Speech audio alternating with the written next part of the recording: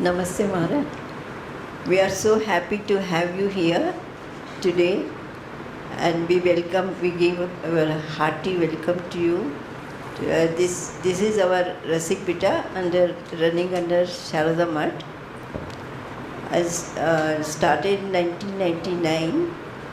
Now, তোমরা সবাই দেখছো মহারাজ কিন্তু এখন ভাইস প্রেসিডেন্ট রামকৃষ্ণ মঠ আর রামকৃষ্ণ মিশনে, কিন্তু ওনার সবথেকে ভালো পরিচয় হচ্ছে উনি দীর্ঘকাল রিলিফ ওয়ার্কের কর্ণধার ছিলেন। তারপরে উনি বহু কলেজ স্কুল এগুলোতে অ্যাসোসিয়েটেড ছিলেন, বহু ছেলে মেয়েদেরকে উনি ইন্সপায়ার করেছেন। আর সবথেকে ভালো কথা হচ্ছে উনি অপরাধীদের মাঝখানে জেইলার্স যারা প্রিজনার্স যারা তাদের মাঝখানেও কাজ করেছেন। উনি একান্ত আপনজন ছিলেন ওদের জন্যেও। বহু লোক ওনার জন্যে ওদের জীবনটা পাল্টে গেছে। সেই উনি এখন ভাইস প্রেসিডেন্ট যেহেতু হয়েছেন, কিন্তু যে এখনও উনি বিদ্যার্থিনীদের খুবই ভালোবাসেন, ওদের সঙ্গে কথা বলে ইন্সপায়ার করতে। সেই জন্য আমরা ওনাকে খুব করে আমরা রিকোয়েস্ট করে আমরা এখানে নিয়ে এসেছি, যাতে উনি চারটি কথা তোমাদের সঙ্গে বলবেন। জননীং শারদাম দেবীম রামকৃষ্ণম জগদ্গুরুম পাদপদ্মে তয়ো শ্রিত্বা প্রণমামি মুহুর্মুহু। রসিক ভিটায় আজকে আসতে পেরে ভালো লাগছে। অনেক দিন ধরেই শুনেছি রসিক ভিটার কথা শুরু হওয়ার সময় থেকেই। তো যাই হোক, আজকে এখানে যারা উপস্থিত আছেন, বিশেষ করে শ্রী সারদা মঠ ও মিশনের সাধারণ সম্পাদিকা অতন্দ্রপ্রাণা মাতাজি এবং তার সহকর্মীবৃন্দ অশেষ প্রাণাজি, নিত্যমুক্ত প্রাণা, আরও যারা আছেন ব্রহ্মচারিণীরা, এবং বিশেষ করে এখানকার যারা স্টুডেন্ট বিদ্যার্থী, তাদের সকলকে শ্রদ্ধা জানাই, নমস্কার জানাই, প্রণাম জানাই, ভালোবাসা জানাই। খুব আনন্দ হচ্ছে। পাশ দিয়ে যেতে যেতে দেখতাম শুধু বাড়িটা, আর আসা হতো না। আমাদের একটা টেকনিক্যাল ডিফিকাল্টি আছে, আমরা সাধারণত আসি না শ্রী সারদা মঠে। সারদা মঠে মাতাজিরা যান, আমরা যাই না। আমাদের সিনিয়রিটি না হলে, এবং আমি এখন ভাইস প্রেসিডেন্ট, আমার একটা পারমিশন আছে, সেই জন্যে আমি ইনভিটেশন পেলে না করি না, আসি। যেখানে সুযোগ পেয়েছি সেখানে গিয়েছি শ্রী সারদা মঠ দেখতে। বিদ্যাভবনে গিয়েছি, পুনেতে গিয়েছি, নাগপুরে গিয়েছি, আরও কয়েকটি জায়গায় গিয়েছি, বালুরঘাট। যাই হোক না কেন, রসিক ভিটায় তোমরা মেয়েরা বিশেষ করে বলি, তোমরা অনেক কিছু প্রশিক্ষণ পাচ্ছ, ভারতীয় শিক্ষা সংস্কৃতি, তারপরে তোমরা নিজেরা স্বনির্ভর হওয়ার জন্যে সবাই খুব পরিশ্রম করছো। তোমাদের আজকে আমি একটা নূতন জগতের কথা বলবো, যেটা টাচ করেছেন একটু অতন্দ্রপ্রাণা মাতাজি, যেটা সহজে যাওয়া যায় না, দেখা যায় না, কিছুতেই এই বিষয়ে প্রবেশই করা যায় না। ইংল্যান্ডে একজন ভদ্রলোক চেষ্টা করেছিলেন, শুনেছিলেন যে জেলের ভেতরে খুব অত্যাচার হয়, সেটা নিজে চোখে দেখার জন্যে তিনি যেতে চেয়েছিলেন, ওকে অনুমতি দেওয়া হলো না। তারপরে উনি একটা ক্যালকুলেটেড ক্রাইম করলেন, অপরাধ করলেন, যে অপরাধে ওদের দেশের নিয়ম অনুযায়ী 6 মাস জেলে থাকতে হয়। ভদ্রলোক জেলে গিয়েছিলেন 6 মাস, এটা অপরাধ করে ইচ্ছাকৃতভাবেই গেলেন ভেতরের সম্বন্ধে খবর আনার জন্যে। রঙ্গনাথানন্দজি এর কথা লিখেছেন একটি বইয়ে, বলছেন যে ওই ভদ্রলোক গেলেন, ওর স্মৃতিশক্তি খুব ভালো ছিল। তো উনি ওখানে যা যা চিত্র ভেতরে সব বাইরে নিয়ে এলেন, লেখনির মাধ্যমে লিপিবদ্ধ করলেন, একটা পাবলিকেশন করলেন। তারপরে পার্লামেন্টেরিয়ানদের যারা সব সাংসদ, তাদের দিলেন, নির্বাচিত প্রতিনিধিদের। তখন একটা আলোড়ন উঠল। তারপরেই জেল সংস্কার শুরু হলো। জেলে তো মানুষ থাকে, অপরাধী থাকে, বিচারাধীন থাকে। জেলে এমন হয়েছে 20 বছর পরে জানা গেছে মানুষটি কোনো অপরাধী করেননি, কিন্তু জেলবাস করতে হয়েছে তাকে। আমরা মাঝে মাঝে বলি পূর্বজন্মের কর্মফলের জন্য। এক বৃদ্ধ 80 বছরের মতো, তিনি এলেন একদিন রায়গঞ্জ জেলের ভেতরে। এখন জেল বলি না, আমরা বলি সংশোধনাগার। এটা ছিল স্বামীজিরই এক রকমের স্বপ্ন। স্বামী বিবেকানন্দ চিকাগো গিয়েছিলেন, তোমরা জানো, 1893 সালে, একটু আগে চলে গিয়েছিলেন। সেই জন্যে বস্টনে থাকতেন। সেখানে একজন লেডি সুপারিনটেন্ডেন্ট, ওই মহিলাদের একটা সংশোধনাগার ছিল, ওরা বলতেন রিফর্মেটারি। আমরা এখন পশ্চিমবঙ্গে বলি কারেকশনাল হোম। তোমরা যদি কোনো জায়গায় জেলখানার বাইরে দিয়ে যাও, দেখবে লেখা আছে কারেকশনাল হোম, স্থানটার নাম দেওয়া থাকে কারেকশনাল হোম। স্বামী বিবেকানন্দ ওই কারেকশনাল হোম রিফর্মেটারি দেখে খুব আনন্দিত বোধ করেছিলেন। ওনার প্রিয় শিষ্য আলাসিঙ্গা পেরুমলকে 20 আগস্ট 1893 একটি চিঠি লিখলেন। চিঠিতে বললেন যে আমি সম্প্রতি একটি মহিলা সংশোধনাগার দেখে এসেছি, এখানে কি সুন্দর ব্যবস্থা, সংশোধনের ব্যবস্থা আছে। আমরা জানি এখানেও কিরণ বেদী দিল্লিতে তিহার জেলে এই রকমের কারেকশনের চেষ্টা করেছিলেন খুব, যতদিন উনি ছিলেন। তা আমাদের এখানেও স্বামীজির এই স্বপ্ন ছিল 1893, ঠিক 1993-তে পশ্চিমবঙ্গে একটা আইন হলো, West Bengal correctional service act. সেটা আরও 7 বছর লেগে গেল এটাকে কার্যকর করতে। আমি মালদায় গেলাম বদলি হয়ে 2002-তে। তারপরেই খবর পেলাম যে ওখানে জেলের ভেতরে যারা ইলিটারেট, একবারে সম্পূর্ণ লিপির সাথে পরিচয় নেই, বর্ণ পরিচয় জানে না, অক্ষর জ্ঞান নেই, সেই মানুষগুলোর জন্য একটা স্কুল ছিল।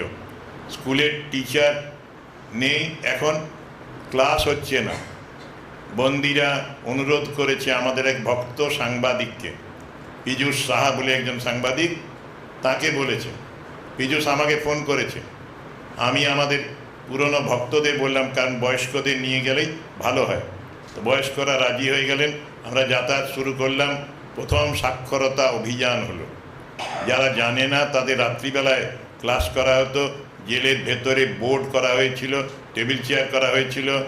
যারা শিক্ষিত ওদের মধ্যে ওরা রাত্রিবেলায় ক্লাস করতেন, আর আমরা গিয়ে দিনের বেলায় ক্লাস করতাম। এমন প্রোগ্রেস হলো, যেমন এখানে আমরা জানি রসিক ভিটা এমন প্রোগ্রেস হয়, কাজ করেই ওরা, মেয়েরা তোমরা অ্যাবজর্বড হয়ে যাচ্ছ অনেকেই। তো সেই রকমই ওখানকার ছেলেরা, বন্দীরা, সাক্ষরতা নয়, ওরা কবিতা লিখতে শুরু করলো। খবরের কাগজ তো দেওয়া হতো, পড়তো, চিঠি লিখতে পারত এবং আবৃত্তি করতো খুব সুন্দর, যাদের অক্ষর জ্ঞান নেই। অদ্ভুত সাকসেস হলো। তারপরে আমাদের মনে হলো এরা বাইরে যাবে কি করে বাঁচবে, বাইরে গিয়ে আবার কোনো অপরাধের জগতে ফিরে না আসে, সেই জন্য ওদের রিহ্যাবিলিটেশন, পুনর্বাসন করার জন্যে আমরা অ্যাটেম্প্ট নিলাম। তাদের নানা রকমের ট্রেনিং দিতে থাকলাম, যার যেটা প্রয়োজন, বুক বাইন্ডিং, কার্পেন্ট্রি, টেলারিং, উইভিং, আরও অনেক রকমের হাতের কাজ শেখানো হলো। যখন বেরিয়ে যেত ওরা শর্ট টার্ম কনভিকশন হতো, কেউ 5 বছর, কেউ 10 বছর, কেউ আবার লাইফ কনভিকশন থাকতো, সারা জীবন থাকতে হবে। তো সেই মানুষগুলো বেরিয়ে যাওয়ার পরেই আমরা ইকুইপমেন্ট দিতাম, ইনস্ট্রুমেন্ট দিতাম, প্লাম্বিং শেখাতাম। প্লাম্বারের একজন কলের মিস্ত্রির যা দরকার সেগুলো ওদের হাতে তুলে দিতাম যাওয়ার দিনে, সার্টিফিকেট দিতাম। এবং এই ছেলেগুলো খুব কাজ করে রোজগার করছে। মেয়েদেরও প্রশিক্ষণ হয় হুগলিতে, এখনও কাছেই আমাদের চুঁচুড়া সংশোধনাগারে। সেখানে এক মহিলা আমাদেরই ভক্ত, তিনি ট্রেনিং দেন, অল্প কিছু রেমুনারেশন পান, মাত্র 1,500 টাকা, তাতেই উনি খুশি। 3 দিন করে গিয়ে ভেতরে মেয়েদের প্রশিক্ষণ দেন। ওরা এখন খুব ভালো প্রোডাকশন করছে, কাপড় তৈরি করছে, জামা তৈরি করছে, ফ্রক তৈরি করছে, শার্ট প্যান্ট তৈরি করছে, পাঞ্জাবি প্রোডাকশন করছে। এইভাবে ওরা নিজেরা ফ্যামিলিটাকে বাইরে গিয়ে স্বনির্ভর করছে, রোজগার করছে। জেলের মধ্যে এইরকমের পজিটিভ ওয়ার্ক কত যে হচ্ছে, শুরু হয়ে গেল, একটা নূতন হাওয়া আসতে লাগলো। আমাদের যাওয়ার পরে রামকৃষ্ণ বিবেকানন্দের ত্যাগ ও সেবার ভাব এই জেলগুলোতে, আমি তো পশ্চিমবঙ্গের প্রায় 52টা সংশোধনাগার, যাকে জেল বলতো আগে, কারাগার, সেখানে গিয়েছি এবং প্রত্যেকের মধ্যে কাজ করার সুযোগ পেয়েছি। আমরা লাইব্রেরি করেছি, যেটা খুব বড় প্রোডাকশন। লাইব্রেরির পরে ফিডব্যাক দেখছি। একদিন লাইব্রেরিতে গিয়ে খাতা দেখলাম কয়েকটি ছেলে, ইয়াং ছেলে, 20-25 এইরকম, কেউ 18 বছর। এরা বই নিয়েছে, এক সপ্তাহের মধ্যে ফেরত দিয়েছে মোটামুটি 150-200 পৃষ্ঠার বই। জেলের রুটিনের সাথে খাপ খাইয়ে এত ভালো বই পড়ছে, ভাবলাম একবার কোশ্চেন করি। সরলভাবে জিজ্ঞেস করলাম, বইগুলো পড়েছো না দেখানো হচ্ছে এটা? তখন একটা ছেলে সাহস করে এগিয়ে এলো, এসে বলল, মহারাজ প্রশ্ন করুন, আমরা উত্তর দিতে প্রস্তুত আছি। 10-12টি ছেলেকে নিয়ে কুইজ কন্টেস্ট করলাম, তৎক্ষণাৎ করলাম, এক্সটেম্পো। দেখলাম first round, second round, third রাউন্ডে সবাই সব কোশ্চেনগুলো অ্যান্সার দিল। লাস্টে ওরা টায়ার্ড হয়ে গেল, তখন একজন না পেলে বোনাস পয়েন্ট আরেকজন পেল। প্রমাণ করে দিল যে না, আমরা জেলে বন্দি থাকতে পারি, কিন্তু জেলেও আমরা সৎ অভ্যাস করতে পারি। জেলে বসে পড়াশুনো করতে চাইলে একটি ছেলে BSc honours in computer science পড়ার পরেই জেলে থাকতে হয়েছিল অনেক দিন ধরে। 12 বছর 14 বছর ছিল ছেলেটা, নাম ছিল দেবদাস ঘোষ। ও চাইলো আমি এমসিএ করব। আমি আমার এক ছাত্রকে বললাম, প্রিয়দীপ দত্তকে, ও নিজে এমসিএ করা ছেলে, তুমি যেতে পারবে জেলের ভেতরে গিয়ে ও কিছু পড়াতে পারবে? ও ছুটির দিনে 5 ঘন্টা 6 ঘন্টা গিয়ে টিউশনি পড়ানোর মতো পড়তো, ফ্রি। ও তো ভালো বাড়ির ছেলে, চাকরি করে উইপ্রোতে, সেই সানডেতে অন্য ছুটির দিনগুলোতে গিয়ে ক্লাস করতো। দেবদাস প্রত্যেকটা বিষয়ে পেপারে 80 থেকে 90-র মধ্যে নম্বর পেয়েছে। কোনো কোনো সাবজেক্টে ও 95, 98 পর্যন্ত নম্বর পেয়েছে, জেলবন্দি। যেই ওর কিছুদিন হয়ে গেল, লালগোলায় একটা ওপেন এয়ার কারেকশনাল হোম আছে, ওটা খোলা থাকে ভোর 5টা থেকে রাত্রি 8টা দরজা, ওরা পালিয়ে যায় না। দেবদাস পাশেই একটা কলেজে বিএড এবং ডিএলএড কলেজ, সেখানে একটা চাকরি পেয়ে গেল। এখনও সেই চাকরিটা করে। ও ছাড়া পেয়েছে, কিন্তু ছাড়া পেয়েও কলেজ ওকে ছাড়তে চায়নি। ওকে বলেছে, আপনাকে যদি কেউ বেশি টাকা দেয় আমাদের বলবেন, আমরা ওর থেকেও 10 টাকা বেশি দেবো বা 100 টাকা বেশি দেবো। Devdas very honest boy. Devdas আত্মস্থানন্দজির কাছে মন্ত্র দীক্ষা নিয়েছে। এরকম 50 জন আমাদের মাধ্যমে দরখাস্ত করেছে, এবং জেলের যে কর্তৃপক্ষ, আইজি প্রেসিডেন্ট, তারা অনুমতিও দিয়েছেন, এবং তারা এসে বেলুড় মঠ নইলে গোলপার্কে দীক্ষা হচ্ছে কিংবা বোলপুর আশ্রমে দীক্ষা হচ্ছে, সেখানে গিয়ে দীক্ষা নিয়েছে। ওদের দীক্ষা দিয়েছিলেন প্রথম গহনানন্দজি, আত্মস্থানন্দজি, স্মরণানন্দজি মহারাজ, শিবমায়ানন্দজি মহারাজ। এইভাবে ওরা মন্ত্র দীক্ষা নিয়েছে। একটি ছেলে রাসবিহারী চক্রবর্তী, সিউড়ির ছেলে, সে তো গীতা 700টা শ্লোক মুখস্থ করে ফেলল দীক্ষা নেওয়ার পরে। আমরা বললাম পারবে? বলছে চেষ্টা করে দেখি। তারপরে দেখলাম পুরো গীতা মুখস্থ। গীতার মন্ত্র শুধু মুখস্থ নয়, অর্থগুলোও মুখস্থ, অথচ জেলবন্দি। তারপরে আইজি শুনে, যতদিন উনি ছিলেন ভেতরে, ওই রাসবিহারী বন্দি একজন, তাকে ধর্ম শিক্ষকের কাজে লাগিয়েছিলেন। জেলের মধ্যে আবার হিন্দু মুসলমান বিভিন্ন ধর্মের মানুষ আছেন। হিন্দু ধর্মের একজন শিক্ষক রাখা হয়, মুসলমান ধর্মের একজন শিক্ষক রাখা হয়, বুদ্ধিস্ট ইত্যাদি বেশি নেই। সেই জন্যে ওই হিন্দুদের, আইদার হিন্দুদের নইলে মুসলমানদের ক্লাসগুলো করে ওরা। খুব ভালো প্রশিক্ষণ দেওয়া হয়, যাতে মূল্যবোধ শিক্ষা হয় ওদের সবার। জেলের মধ্যে হাওয়াটাই আস্তে আস্তে আস্তে আস্তে পাল্টে যেতে লাগলো। যত লাইব্রেরি হলো, সে লাইব্রেরির পরে আরও বেশি আমরা প্রোডাকশন পেলাম। ছেলেগুলো একদিন বলল, তাদের মধ্যে একটি ছেলে, আমার প্রত্যেকবারই গেলে একটু আলোচনা করি সৎসঙ্গ, সেখানে বলার পরে বললো, আমি কিছু বলতে চাই। আমি বললাম, ভাই বলে ফেলো। সে উঠে দাঁড়িয়ে ডিস্ট্রিক্ট জাজ, সুপারিনটেন্ডেন্ট তাদের সামনে বলল যে আমি এবারে বাইরে বেরিয়ে গেলে আর ফিরে আসবো না। ও রেগুলার ভিজিটার ছিল জেলের, বছরে 3 বার মিনিমাম আসতো। ই ওয়াজ এ পিক পকেটার। পকেটমারি করতে গিয়ে ধরা পড়তো, আর ওই শর্টটার মধ্যে জেল হতো, তারপরে বেল পেয়ে যেত 500 টাকা 200 টাকা দিয়ে। তো এই ছেলেটা একদিন বলল, আমি আর আসবো না। আমি কিছুদিন পরে রিলিফে যাচ্ছি, ভুতনি বলে একটা জায়গা আছে মালদা জেলায়, মানিকচক পেরিয়ে। সেই সময় রাস্তায় জল খাবার জন্য দাঁড় করিয়েছি, চলন্ত গাড়িতে স্পিডে যায় গাড়ি, সেই সময় জল খাওয়া কঠিন। ও দেখি জঙ্গল থেকে বেরিয়ে আসছে একটা, ছুটে ছুটে আসছে একটা যুবক, এসে বলছে, ক্যান আই হেল্প ইউ? আমি আপনাকে সাহায্য করতে পারি? কি হয়েছে আপনার? আমি বললাম, না ভাই, জল খাবার জন্যে দাঁড়িয়েছি। মুখের দিকে চেয়ে দেখলাম চিনতে পারছি না, কারণ ভেতরে আর বাইরে তো পরিবেশ আলাদা। ওকে দেখেছিলাম ভেতরে, ও আমাকে বলল, আমি বললাম তোমাকে আমি কি করে চিনি বা চিনি কি? বললো মহারাজ আপনি ভেতরে আমাকে দেখেছেন। আমাদের একটা কোড ল্যাঙ্গুয়েজ ছিল, জেলের ভেতরে দেখেছি সেটা বললো না আসলে, কারণ আমি ছাড়া আরও অনেকে ছিল, সেজন্যই বলল ভেতরে দেখা হয়েছিল। তখন আমার মনে পড়ে গেল এই ছেলেটি বলেছিল আমি ভেতরে বাইরে গেলে আর ভেতরে আসবো না। তারপরই আমাকে পকেট থেকে বের করে দেখালো থটস অফ পাওয়ার, শক্তিদায়ী ভাবনা, কল টু দি নেশন, স্বামীজির আহ্বান, এইসব বইগুলো পকেটে রেখেছে। আর বলছে যেদিন আমি ছাড়া পেলাম মালদা রামকৃষ্ণ মিশন, আমাদের জেল থেকে ওয়াকিং ডিস্টেন্স ওই ম্যাক্সিমাম হলে 400 মিটার, তো সেই 400 মিটার দূরে আমাদের আশ্রমে এসে বুক সেল থেকে বই কিনে নিয়ে গেছে এবং বই নিয়মিত পড়ছে, জেলে থাকতেও পড়েছিল। আমাদের বলা আছে গীতাতে শ্রদ্ধাবান লভতে জ্ঞানম তৎপর সংযতেন্দ্রিয় জ্ঞানম লব্ধ্বা পরাম শান্তিম অচিরেণ অধিগচ্ছতি। এই ছেলেগুলো নিজের জীবনটাকে পাল্টে ফেলল। একটি ছেলে গোলাম রসুল জেলে 15 বছর আছে, আমরা দেখিনি এরকম। জেলে থাকতে থাকতে ওর নামে চিঠি এলো, গ্রামের 500 জন চিঠি লিখলেন মুখ্যমন্ত্রীকে, গভর্নরকে, যে গোলামদা আমাদের এখানে গ্রামের চিকিৎসক ছিলেন, কোয়ালিফাইড নয় কিন্তু রুরাল প্র্যাকটিশনার এবং খুব ভালো চিকিৎসা করতেন। এখন আমাদের এখানে এখনও কোনো ডাক্তার নেই, গোলামদাকে বাড়ি পাঠাবার ব্যবস্থা করুন, গ্রামে আসুন উনি আর কোনো অপরাধের সাথে যুক্ত থাকবেন না। আমরাও কথা দিচ্ছি আমরা ওকে দেখব। গোলামের কিছু টাকা রোজগার হয়েছিল, জেলে থাকলে ডেলি ওয়েজেসের মতো শ্রমিকদের মতো খাটায় এবং কিছু অর্থ দেওয়া হয়, একেবারে বাইরের শ্রমিকদের মতো দেয় না, যেহেতু খাওয়া থাকার ব্যবস্থা আছে সেই জন্যে 100 রুপি, এখন প্রায় 150 রুপিস পায় ওরা।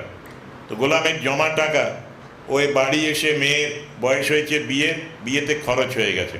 ও আবার চিফ মিনিস্টারকে লিখলো যে আমাকে কিছু হেল্প করুন, আমি যেন আবার ডাক্তারখানাটা শুরু করতে পারি।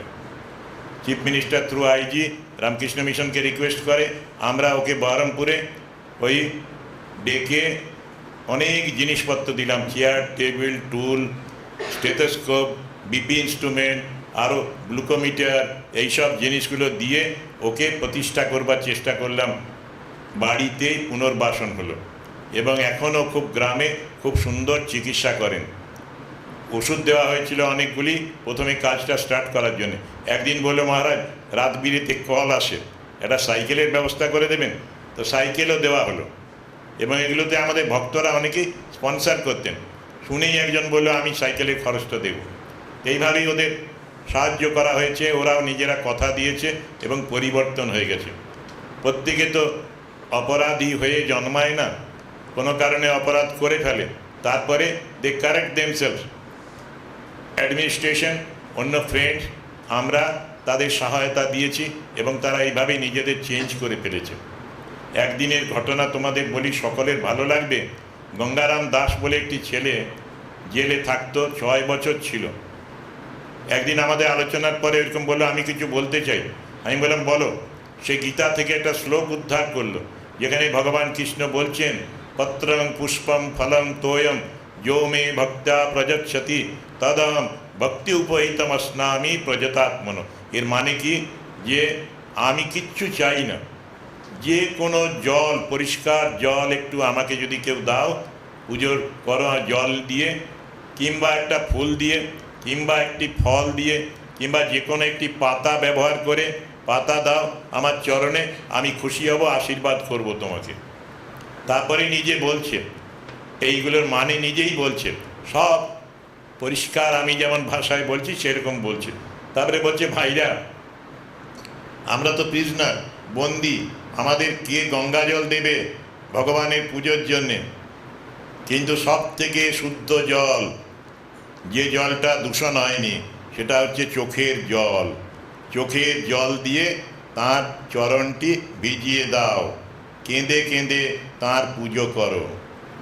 তারপরে একটা অদ্ভুত কথা বলল, নিজে বৈষ্ণব, খোল করতাল নিয়ে সে 6 বছর কাটিয়েছে, তিলক আঁটতো মাথায়, যেমন বৈষ্ণবদের চিহ্ন।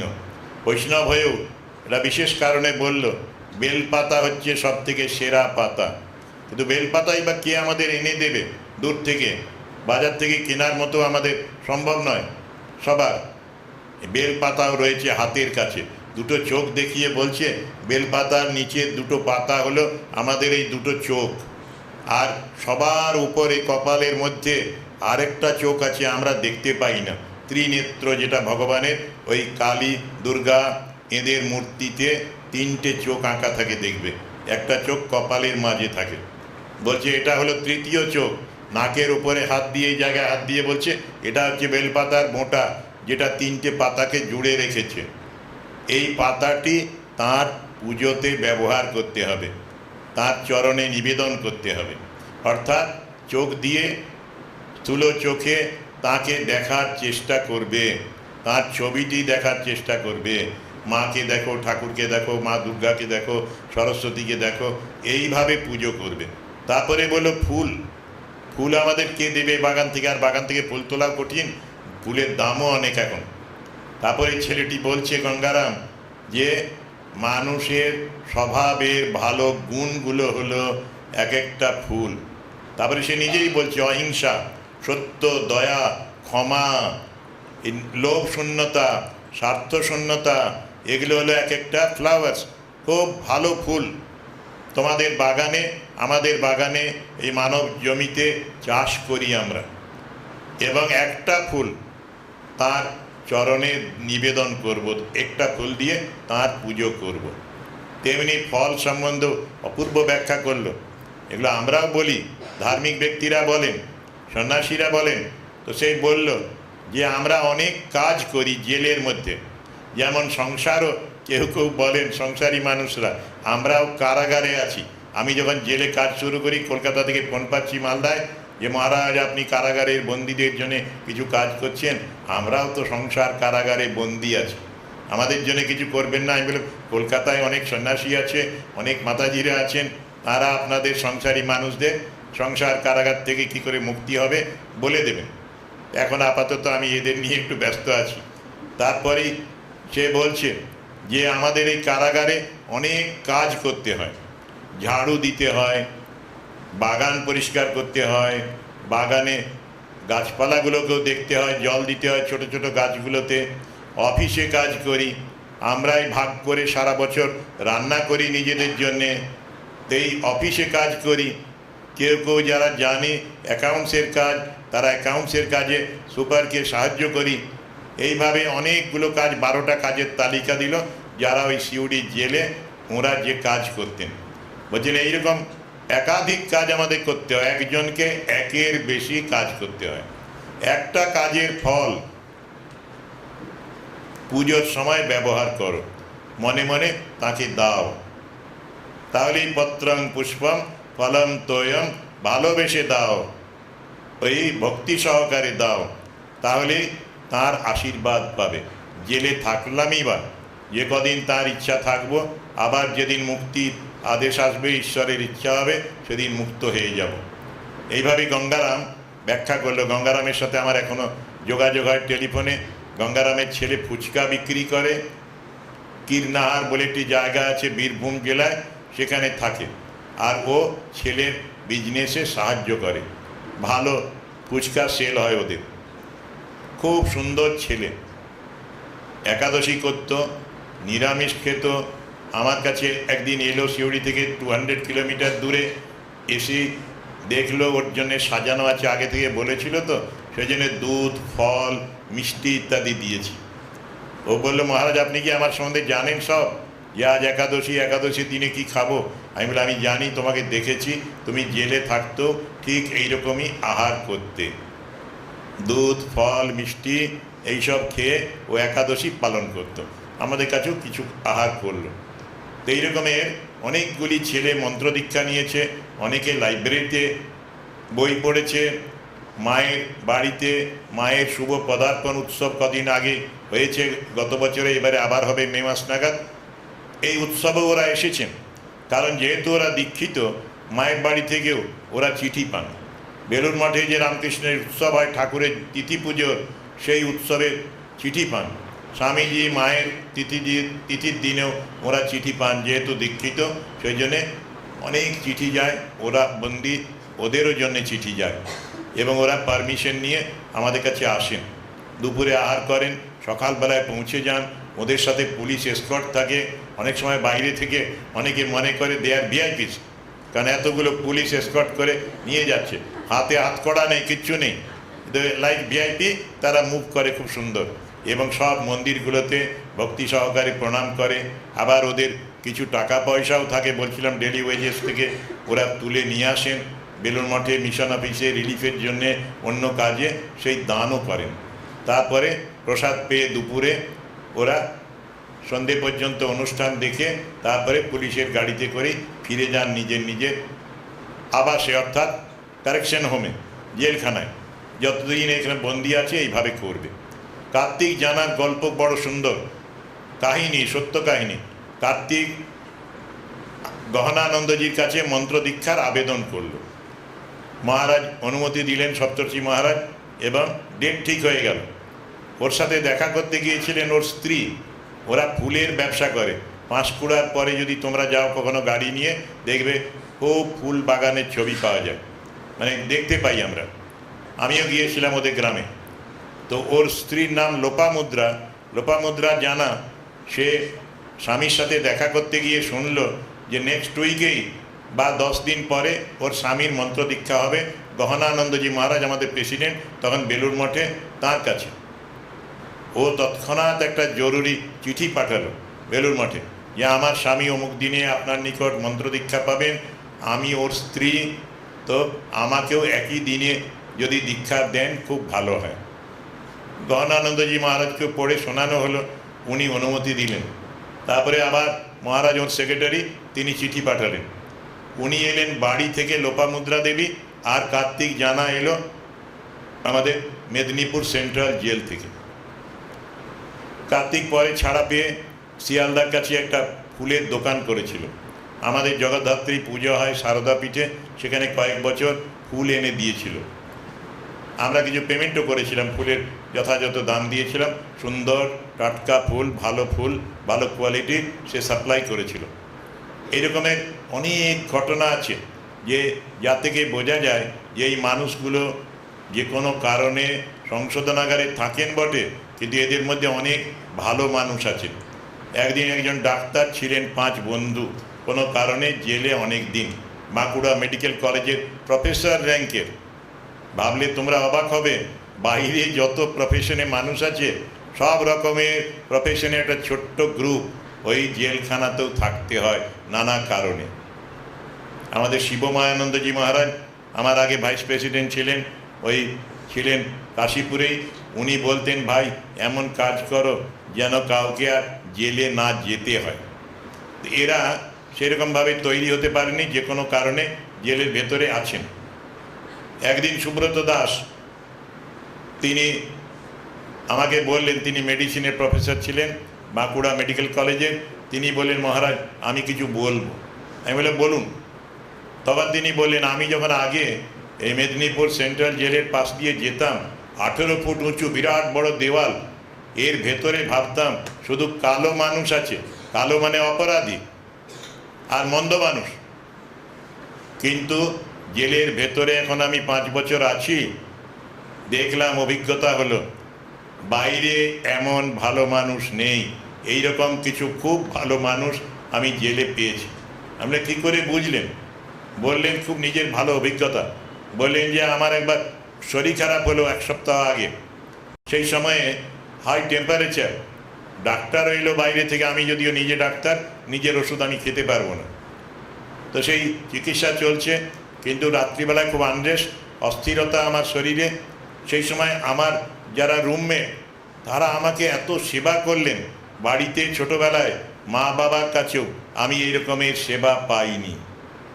তখন বুঝলাম যে আগে যখন গাড়ি ড্রাইভ করে বাইরে দিয়ে যেতাম, তখন ভেতরের সম্বন্ধে আমার যে ধারণা ছিল, সেই ধারণাগুলো ঠিক নয়। এদের মধ্যে অনেক সৎ মানুষ রয়েছেন। আমি তো যখন ভেতরে ঢুকেছিলাম, ওই স্বামীজির আইডিয়া নিয়ে গিয়েছিলাম মালদা জেলে। 300 সাড়ে 300 মানুষ আছেন, করজোড়ে প্রণাম নিবেদন করেছিলাম, বলেছিলাম আপনাদের, আমরা বলতাম রেসিডেন্ট, যে মালদহ জেলা সংশোধনাগারে আবাসিক ভাইরা আমার প্রণাম গ্রহণ করুন। ওরা কখনো শোনেনি, কারণ আমাদের দেশের মানুষ, পুলিশ, জেলের অফিসাররা, জেলের পিয়নরা, ওয়ার্ডাররা, তারা ওদের তুই তোকারি করে। বিচারাধীন মানুষ, বিচারে তো নির্দোষ প্রমাণ হবে অনেকেই, তো তাদের ওইরকম গালিগালাজ করার কোনো অর্থ হয় না। আমাদের বলা হয় তুমি ঘৃণা করবে পাপটাকে, পাপীকে নয়। এই পাপী মানুষ তুমি যে ভাবছো সেটাও আবার তোমার ধারণায় যেটা আছে সেটা ভুল হতে পারে। সেই জন্যেই এই মানুষগুলো বলছিলাম অনেক ভালো কাজ করার সুযোগ পেলে ভালো কাজ করে। মালদহতে গঙ্গা ভাঙন হলো, অনেক মানুষ উদ্বাস্তু হয়ে গেলেন, অনেকেই রিলিফ ক্যাম্পে আছেন। আমাদের একদিন শুনলাম, আমাকেই বলছেন, আমি ভেতরে গিয়েছিলাম সাক্ষরতার ক্লাস করতে, আমিও মাঝে মাঝে গিয়ে ওদের কিছু শেখাতাম, বর্ণপরিচয় দ্বিতীয় ভাগ থেকে কিছু জিনিস পড়াতাম। তো সেই সময় ওরা বলল, মহারাজ একটা প্রস্তাব আপনার কাছে রাখি, আপনি মঞ্জুর করবেন? আমরা একদিন টিফিন খাবো না, টিফিনের টাকায় 500 জন আমরা এখন থাকি, 500 জনের টিফিনের খরচটা দান করব রিলিফ ফান্ডে আপনাদের কাছে, নেবেন? আমি কেন নেব না, একদিন না খেলে সকালবেলায় বিশেষ কিছু অসুবিধে হবে না। তো ওরা দিলেন। এরকমের অনেক রিলিফে ওরা টাকা পয়সা দিয়েছেন, পাঠিয়েছেন। যারা বন্দি তারা ওই নিজেদের জমানো টাকা সেবা কাজে দান করেছেন, পরিশ্রম করে যে গায়ে গতরে খেটে যে রোজগার করেছেন। এরকমের অনেক কাহিনী আমার স্টকে আছে, সবগুলো বলে শেষ করা যাবে না। তা আমরা দেখলাম যে মানুষের মধ্যে ঈশ্বর আছেন। উপনিষদে আছে একটা সুন্দর মন্ত্র, মন্ত্রটা বলছি না, যার অর্থ হলো পরমাত্মা পরমেশ্বর তিনি নিজেকে প্রকাশ করছেন। তিনি হিরণ্যগর্ভ রূপে প্রকাশ করলেন সমষ্টি মন হিসাবে, তারপরে বিরাট রূপে প্রকটিত হলেন, ওই স্থূল শরীর সমষ্টি শরীর হলেন, তারপরে মানব মনুষ্যাদি শিশু রূপে জন্মগ্রহণ করলেন। যত শিশু সব আসলে ওই ভগবানেরই মূর্তি, ঈশ্বরের মূর্তি।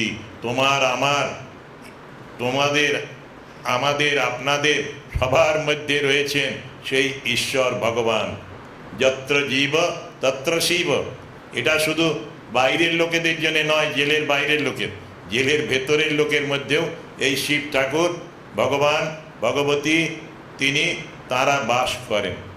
এবং আমরা ভুলে যাই বলেই আমরা ভুল করি, নিজেকে ভুলে যাই। আমি কে, আমি কদিন আগে একটা 5 বছরের বাচ্চা একটা লেখা পড়লাম, হাতের লেখা, ওর মায়ের কাছে। ছেলেটা হঠাৎ মারা যায় হার্ট ফেল করে। লিখছে 5 বছরের ছেলে, বুকে হাত দিয়ে ফিল করো, who am I, why am I, when am I, how am I, এরকম করে 5-6খানা প্রশ্ন করছে, এবং এই প্রশ্নগুলো নিজেকে করো। তা আমি দেখলাম এই জেলের মানুষগুলো প্রত্যেকের ভেতরে ওই দেবত্ব রয়েছে। Each soul is potentially divine. The goal is to manifest the divinity within. প্রত্যেকের ভেতরে ডিভাইন প্রেজেন্স আছে, ঈশ্বর আছেন। তোমার আমার কারো মধ্যে বাকি নেই, সর্বত্র আছেন। তোমরা একটা কাহিনী পড়েছো কিনা জানি না, ঠাকুরের বলা গল্প, ইন্টারেস্টিং, তোমাদের বলি। আমরা পরশুদিন নাইট ক্লাসে পড়ছিলাম, রাজা মহারাজের গুরু ভাব নিয়ে বলতে গিয়ে প্রভানন্দজি লিখছেন যে একটা জঙ্গলের মধ্যে দাবানল হয়েছে, আগুন লেগেছে। একটা গাছের ডালে কয়েক হাজার পিঁপড়ে রয়েছিল। সেই পিঁপড়েরা ভাবছে এবারে তো আমাদের নেমে যাবারও উপায় নেই, নিচে আগুন জ্বলছে। সেই সময় একটা বড় হাতি বেরিয়ে যাচ্ছিল আগুনের থেকে রক্ষা পাওয়ার জন্য। সে সময় পিঁপড়েরা বলল, হাতি ভাই আমাদের একটু বাঁচাতে পারো, সুঁড় দিয়ে এই ডালটা ভেঙে বাইরে নিয়ে চলো, আগুনের বাইরে। হাতি কাজ করলো, ওদের কথা মতো শুনলো। এরপরে কিছুদিন কেটে গেল। কিছুদিন পরে ওরা জঙ্গলের মধ্যে একটা চেনা কণ্ঠস্বর পেল। তারপরে খোঁজ নিয়ে দেখলো, ভেতরে গিয়ে ওই যে পুরনো হাতিটা যে ওদের বাঁচিয়েছিল আগুন থেকে, সে কান্নাকাটি করছে। এত কাঁদছে বোঝা যাচ্ছে না। তারপরে ওরা শুঁড়ের ভেতর দিয়ে মাথার ভেতরে চলে গেল, গিয়ে দেখলো একটা পোকা হাতিটার মাথায় কামড় দিচ্ছে, আর হাতিটা অসহ্য যন্ত্রণা ভোগ করছে। এটা ঠাকুর বলেছিলেন, রাজা মহারাজ বলছেন, ঠাকুরের কথা এই গল্পটি বলি তোমাদের, যে কাউকে ছোট মনে করতে নেই। ওই যে পিঁপড়েরাও ছোট নয়, পিঁপড়েরাও বিরাট হাতিটার প্রাণ বাঁচিয়েছিল।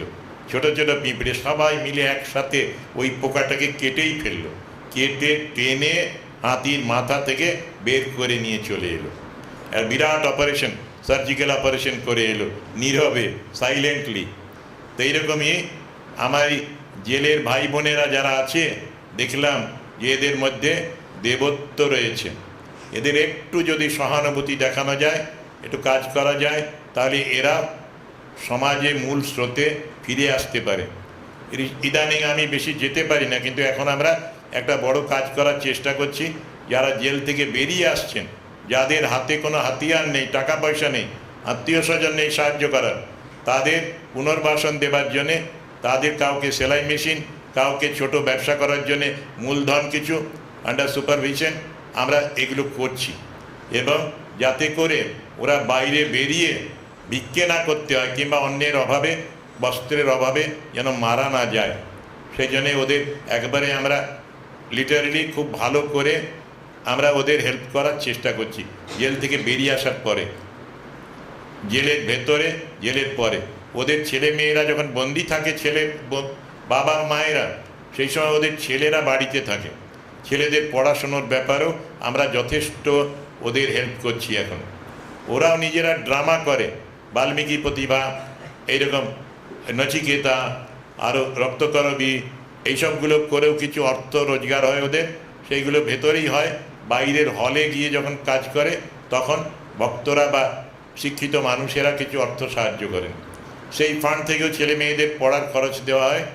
এবং আমরা মিশন থেকে ওই বাচ্চাদের হোমে রাখার চেষ্টা করি। কিছু ছেলে রহড়ায় থেকেছে, কয়েকজন নিমপিঠে মেয়েরা থেকেছে, এইরকমভাবে অনেক জায়গায় ওদের রেখে ব্যারাকপুরে রাখা হয়েছে, এবং ওরা পড়াশুনো করছে।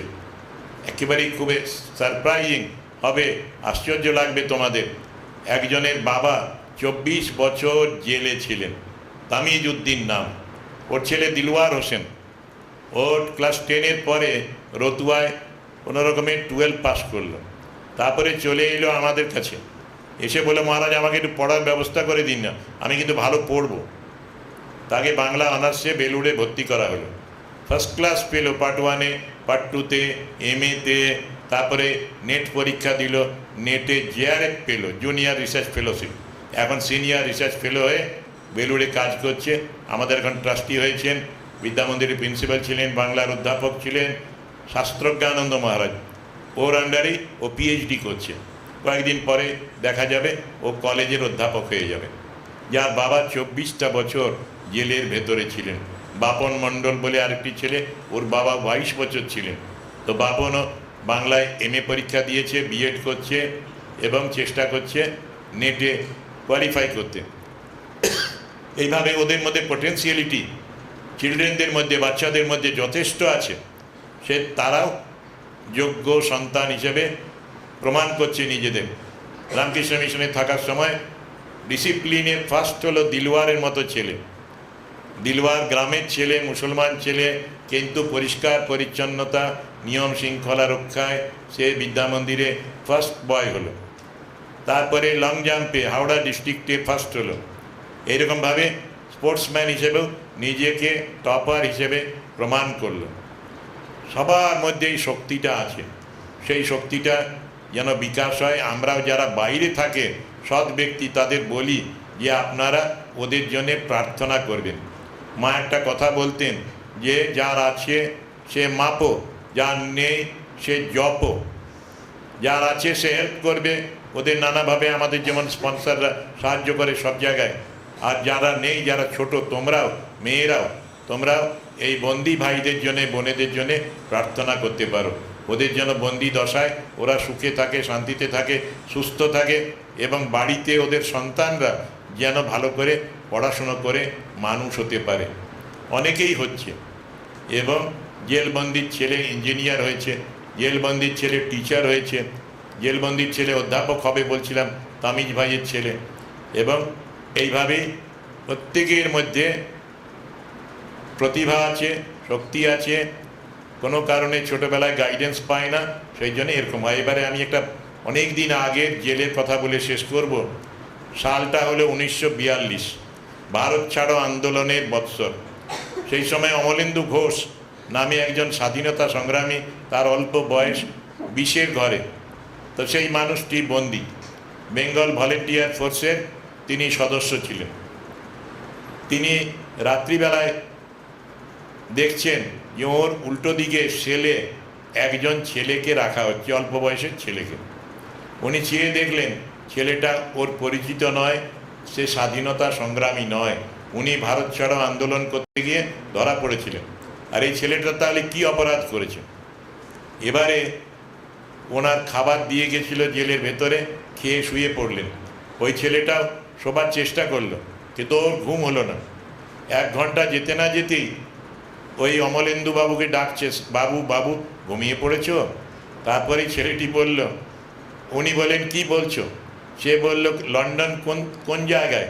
ঘটনাটা ঘটছে ঢাকাতে, প্রেসিডেন্সি জেলের ভেতরে। লন্ডন এখান থেকে কোন দিকে হয় বাবু? উনি বলেন পশ্চিমে। ঘন্টায় ঘন্টায় ডাকতে শুরু করেছে। মধ্যরাত্রে তার মনে হলো ছেলেটা আমাকে ঘুমোতে দেবে না, ওর সাথে একটু গল্প করি, কথা বলি। তোমার নাম কি ভাই? আমার নাম বৃন্দাবন। তোমার বাড়িতে কে আছে?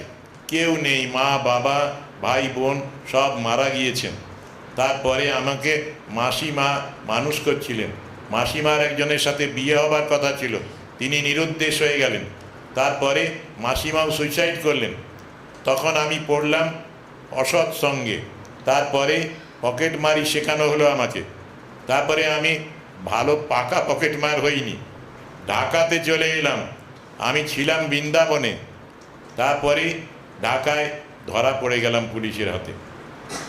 উনি তখন বলছেন, আচ্ছা বৃন্দাবন, তুমি তো বৃন্দাবনে ছিলে। অনেকেই বলেন বৃন্দাবনে এখনও ভগবান কৃষ্ণ বাঁশি বাজান, সেই বাঁশির আওয়াজ নাকি শোনা যায়। বৃন্দাবন আরও বাড়িয়ে বলল, বাড়িয়ে মানে এগিয়ে বলল যে বাবু, যে কোনো জায়গায় কান পেতে থাকলে কৃষ্ণের বেণুর শব্দ পাওয়া যাবে। তখন উনি বলেন, এই ঢাকাতেই প্রেসিডেন্সি জেলেই বাকি রাতটুকু তুমি একটু কৃষ্ণের বাঁশি শোনার জন্য চেষ্টা করবে? হ্যাঁ বাবু করব। বলেই ছেলেটা কেমন আনমনা হয়ে গেল, দেওয়ালের দিকে মুখ করে বসে গেল। বাকি আরও 4 ঘন্টার মতো কেটে গেল। মধ্যরাত্রি থেকে কখন ওকে পুলিশ নিয়ে গেছে উনি বুঝতে পারেননি। ও আসলে গিয়েছিল একটা অন্য মামলায় সাক্ষী দিতে, সেই জন্যে বাইরে ছিল। আসার সময় গাড়ি খারাপ হয়ে যায়, অনেক রাত্রি হয় ওর ফিরতে। সেই রাত্রিবেলায় সানসেটের পরে, সূর্যাস্তের পরে ওদের যে আড্ডা, মানে যেখানে পকেটমার স্ন্যাচাররা থাকে, সেখানে ওকে রাখা হয়নি। ওকে স্বাধীনতা সংগ্রামীদের এরিয়াতে রাখা হয়েছিল, যেটা একটু সেফ, পালিয়ে যাবে না, সেই জন্যে ওইখানে রেখেছিল। ভোরবেলায় কখন নিয়ে চলে গেছে। 50 বছর পরে 1992, 1992 কুইট ইন্ডিয়া মুভমেন্টের 50 বছর উদযাপিত হচ্ছিল কলকাতায়। রাখাল বেনু নামে একটি পত্রিকা আছে, মাসিক পত্রিকা, এখন আবার বেরোচ্ছে, মাঝে বন্ধ হয়ে গিয়েছিল।